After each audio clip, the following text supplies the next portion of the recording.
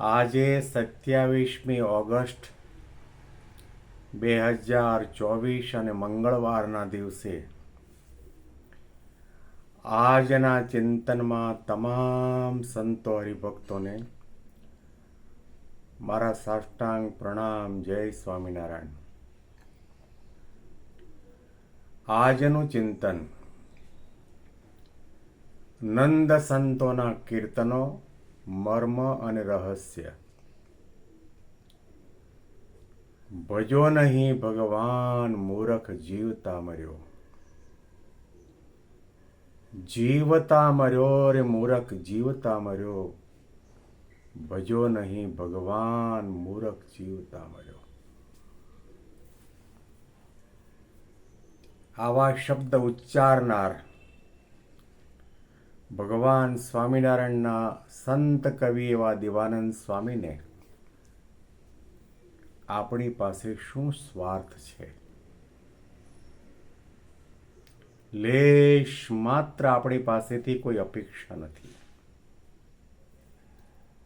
પરંતુ એમને જે આધ્યાત્મિક વાતો સમજાણી છે, મનુષ્ય દેહની દુર્લભતાની વાતો સમજાણી છે, અને માનવ દેહ દ્વારા સત્સંગ કરીને, સેવા કરીને, ભક્તિ કરીને, સંત અને ભગવંતને રાજી કરીને છેલ્લો જન્મ કરવો, એકાંતિક ધર્મ સિદ્ધ કરવો, ભગવાનના ધામના અધિકારી થવું, આ વાત તેઓ દ્રઢપણે સમજ્યા છે. એટલા માટે પોતાની નજરની સામે સેંકડો અને હજારો લોકોને જોયા પછી એમના દિલમાં દર્દ થાય છે, આંખો ભીની થાય છે. આ બધા ઉપર એમને દયા અને કરુણા વરસે છે. અબજો અબજો રૂપિયા આપવા છતાં પણ આ માનવ જન્મ ન મળે, અને આ લોકો ખેતી, વાડી, લાડી, ગાડી, પાડી, સંસારના વિષય સુખની અંદર પોતાનું જીવન વેડફી નાખે છે. 24 કલાકના સમયની અંદર થોડો સમય પણ જે ભગવાનના અનંત અનંત ઉપકારો છે એને યાદ કરવા માટે એને વિચાર સુદ્ધા નથી આવતો. આનું શું થશે? આ માયાના સ્વભાવના દોષોના, વાસના અને અહંતા મમતાના પોટલા બાંધીને આ જીવાત્મા દેહનો ત્યાગ કરી જશે. ક્યાં જશે? અને આ વિચાર આવવાના કારણે જ ભલે કદાચ મારી સાધુતાના નિયમ ધર્મની મર્યાદાનો ત્યાગ કરીને લોકોને કડવું લાગે તેવું બોલવું પડે, તો પણ હું મારી કલમ દ્વારા લખવા તૈયાર છું. એટલા માટે આપણને ચાબખા મારે છે.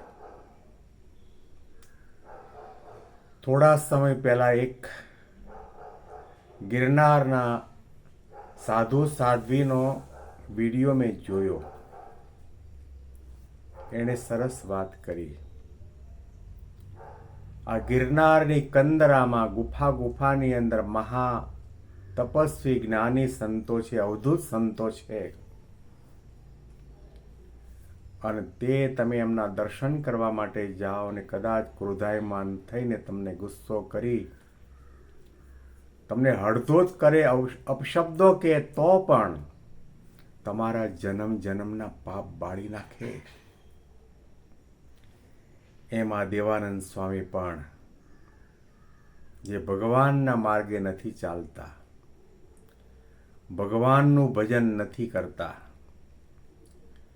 શાસ્ત્રોના જે વચનો છે એને નથી અનુસરતા,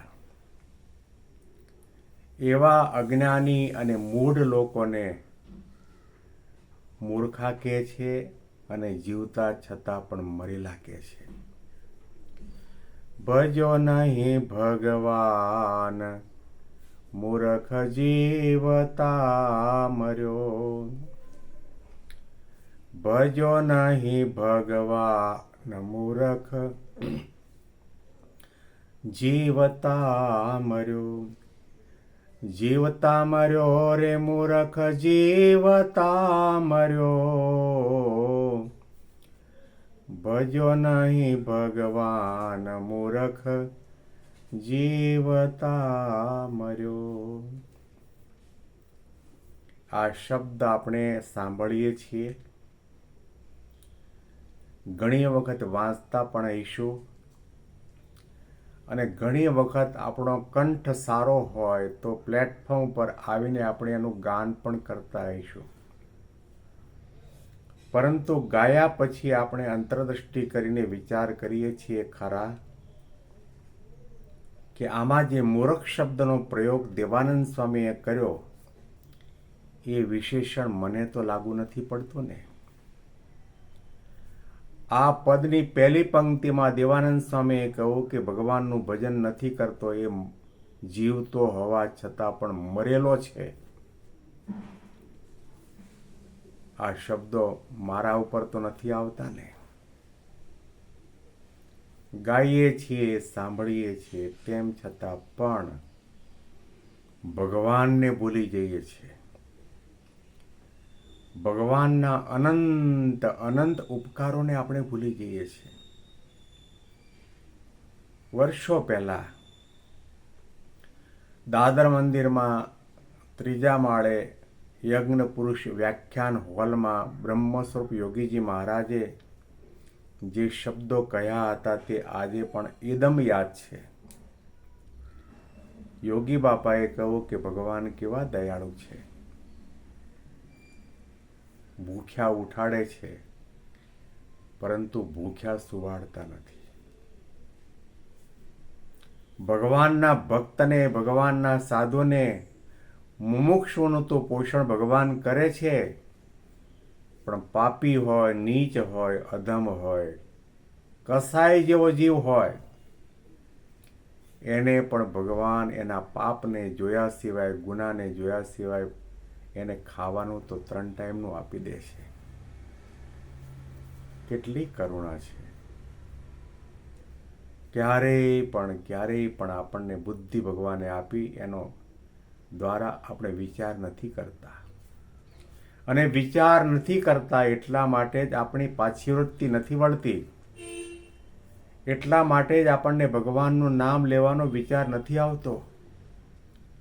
એટલા માટે જ મંદિરે દેવદર્શન કરવા માટે શાસ્ત્રોનું વાંચન કે કથા શ્રવણ કરવાનો વિચાર આપણને નથી આવતો. વિચારો ભગવાને કેવી કૃપા કરી. આપણા શરીરની અંદર કદાચ આંખ ન હોય તો પણ માણસ જીવી જાય. આપણા શરીરમાં કદાચ કાન હોય પણ સંભળાતું ન હોય તો પણ માણસ જીવી જાય. આપણા શરીરમાં જીભ હોવા છતાં પણ આપણે બોલી શકતા ન હોઈએ તો પણ આપણે જીવી શકીએ. કદાચ 2 પગ અને 2 હાથ ન હોય તો પણ માણસ જીવી જાય, અને કદાચ એને બુદ્ધિ પણ ન હોય તો પણ માણસ જીવી જાય. કદાચ 2 કિડનીમાંથી 1 કિડની કામ ન કરતી હોય તો પણ માણસ જીવી જાય. કદાચ રહેવા માટે બંગલો ન હોય ને ઝૂંપડપટ્ટીમાં કે ફૂટપાથ ઉપર સૂઈ જવાનો વારો આવે તો પણ માણસ જીવી જાય. કદાચ 3 ટાઈમ ખાવાનું ન મળતું હોય ને 1 જ ટાઈમ ખાવાનું મળતું હોય ને પહેરવાના જૂતિયા કે ફાટેલા તૂટેલા કપડાં હોય તો પણ એ માણસ જીવી જાય. પણ ભગવાને આપણને જે પ્રાણવાયુ આપ્યો છે, સૂર્યનો પ્રકાશ આપ્યો છે, પાણી આપ્યું છે, આ આપણું જીવવાનું જીવન છે. હવા ન હોય તો ન ચાલે, પાણી ન હોય તો ન ચાલે, અન્ન ન હોય તો ન ચાલે, પ્રકાશ ન હોય તો ન ચાલે. જન્મ્યા ત્યારથી ભગવાને આપણને મફતમાં આપ્યું છે. એનો એક પણ નયો પૈસો આપણે ભગવાનને ચૂકવવા માટે તૈયાર નથી ગલ્લા પેટીમાં નાખવા માટે પણ આપણને 100 વખત વિચાર આવે. આપણામાં કેટલું બધું કૃતજ્ઞપણું છે. આપણે સેવક રામ જેવા તો નથી ને. ભગવાને આપણા ઉપર આટલી આટલી કૃપા કરી અને સવારના પથારીમાં બેઠા થતાની સાથે આપણી જબાન દ્વારા ભગવાન સ્વામિનારાયણના નામનું ઉચ્ચારણ ન થતું હોય, જેમણે આપણને દીક્ષા ભિક્ષા અને શિક્ષા આપી એવા ભગવાનના ધારક સંત, એના નામનું રટણ કે સ્મરણ ન થતું હોય તો પછી દેવાનંદ સ્વામી કહે છે કે માણસ જીવતો હોવા છતાં પણ મરેલો છે, મળદું છે. એને દફનાવવાનો કે અગ્નિ સંસ્કાર કરવાનું જ બાકી છે. આ પંક્તિ ઉપર વિશેષ ચિંતન આપણે આવતીકાલે સાંભળીશું. બેંગ્લોરથી પીડી શાસ્ત્રીના જય સ્વામિનારાયણ.